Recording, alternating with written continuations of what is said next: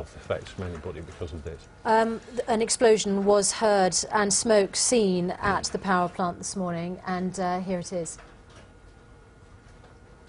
Wow. And as we watch that, Malcolm Grimston, what are your thoughts? That's, I mean, still speculating. One possibility of that is a hydrogen-oxygen explosion. That's quite an energetic one, or some sort of chemical explosion from the, you know, they do use oil and other things within the plant. But that's a big explosion. I very strongly suspect that's not an actual nuclear explosion in the sense that the nuclear materials were involved in that.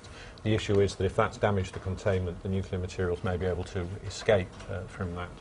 Because this far into the accident, it's very difficult to imagine that the nuclear process could restart, although that is certainly something which will be investigated.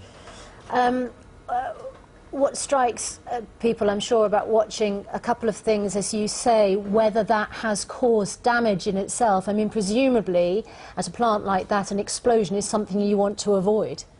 No, an explosion of that size is serious. There's no doubt about that. And if it depends on, firstly, whether it was actually an explosion within the containment, which we just don't know as yet.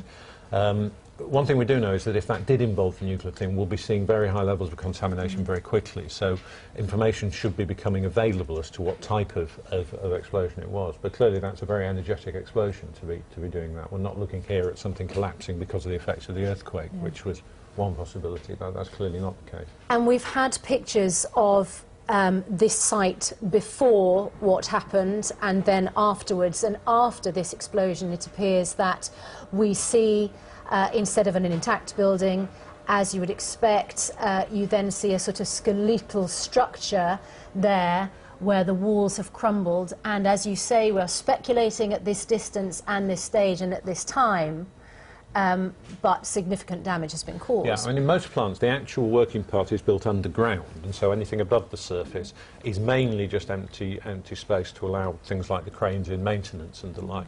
So the real question is not what we can see here, but what's just underneath the surface of what we can see here. And kind of what I've no doubt they'll start doing is trying to get a view from looking down into the reactor, which and some of those techniques were developed at Chernobyl, where there was some aerial plant with folks looking down, gave a much clearer idea of what was happening. Now, we understand there has been a press conference in the last few minutes. I'm just looking through the wires here at some of the comments that have been made. The official line is that it's not clear if the damaged building housed the reactor. An official said the utility that runs the plant was reporting several workers may have been injured, and we saw the power of that explosion there, which is perhaps not surprising. The big question now, of course, as you were saying, Malcolm, is about the radiation levels. Now, how quickly could that be detected? I mean, would they know immediately? Well, within a few minutes, I'd have thought, because they will have, well, I mean, nuclear scientists of their nature have very sophisticated monitoring, because that's often your early warning as to whether something, not on this scale, but a small anomaly may be happening. So they'll have very sensitive material in real time there, assuming that those